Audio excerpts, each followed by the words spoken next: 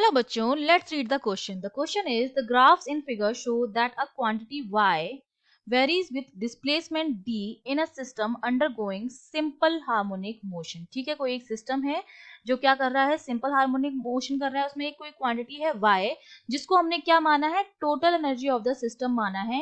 वो डिस्टेंस के साथ, डिस्प्लेसमेंट के साथ, सॉरी d के साथ क्या कर रही है, वेरी कर रही है। उसके कुछ ग्राफ्स दी जा रहे हैं, हमें बताना है कि कौन सा ग्राफ करेक्ट होगा अगर हमारी जो क्वांटिटी y है वो क्या है, total energy of the system है।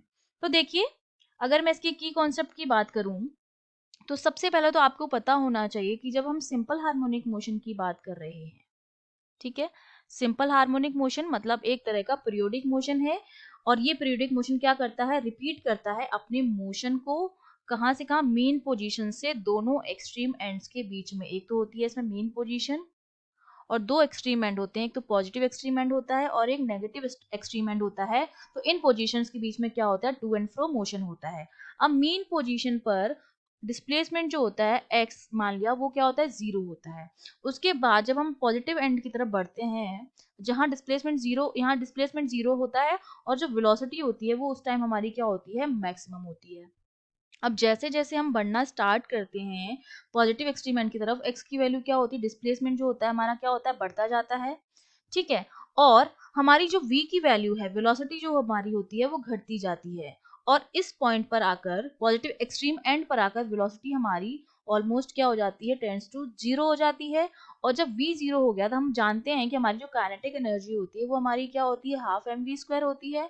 अगर वेलोसिटी जीरो है तो इसका मतलब हमारी जो काइनेटिक एनर्जी होगी वो भी क्या हो जाएगी, जीरो हो जाएगी। एक्सट्रीम एंड पर हमारी काइनेटिक एनर्जी जो होती है वो क्या होती है, मिनिमम होती है। तो यहाँ पर काइनेटिक एनर्जी इस एंड पर मैं लिख देती हूँ, जो हमारा एक्सट्रीम एंड्स होते हैं वहां पर एक्सट्रीम एंड पर वेलोसिटी जो होती है वो मिनिमम होती है, काइनेटिक एनर्जी जो होती है आपकी वो भी मिनिमम होती है, और पोटेंशियल एनर्जी जो होती है आपकी वो मैक्सिमम होती है।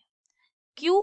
क्योंकि क्योंकि हमारी जो टोटल एनर्जी होती है that is the sum of kinetic energy plus potential energy. मतलब हमारी जो टोटल एनर्जी होती है वो क्या होती है, कंजर्व रहती है। उसकी जो वैल्यू होती है वो क्या होती है, कांस्टेंट होती है। अगर एक एनर्जी जो होती है वो डिक्रीज होती है तो दूसरी एनर्जी क्या होती है, इंक्रीज होने लगती है। इसलिए जिस एंड पर हमारी काइनेटिक एनर्जी मिनिमम है या जीरो है, वहां पर हमारी पोटेंशियल एनर्जी होती है वो मैक्सिमम होती है। और जहां पर v हमारा मैक्स होगा, जो कि हमारी मेन पोजीशन है, वहां पर हमारी काइनेटिक एनर्जी क्या होगी, मैक्स होगी। और अगर काइनेटिक एनर्जी मैक्स है तो पोटेंशियल एनर्जी हमारी क्या होगी, मिनिमम होगी। क्यों? अगर फॉर्मूले से भी देखें तो हमारा पोटेंशियल एनर्जी का जो फॉर्मूला होता है वो हमारा क्या होता है, पोटेंशियल एनर्जी को हम देते हैं हाफ के एक्स स्क्वायर से, जहां पर के तो आपका कांस्टेंट होता है और एक्स आपका डिस्प्लेसमेंट होता है, ठीक है। और यहाँ पर मेन पोजीशन पर डिस्प्लेसमेंट क्या है आपका, जीरो है, तो पोटेंशियल एनर्जी क्या होगी, जीरो होगी, मतलब मिनिमम होगी। अब हमसे कहा जा रहा है कि जो ये जो ग्राफ है वो y और d के बीच में है, ठीक है। यहाँ पर डिस्प्लेसमेंट है और ये वो ग्राफ है। और y हमारी क्या है, टोटल एनर्जी है। और मैंने अभी बताया कि किसी भी सिस्टम की टोटल एनर्जी जो होती है वो कंजर्व रहती है, मतलब कांस्टेंट होती है।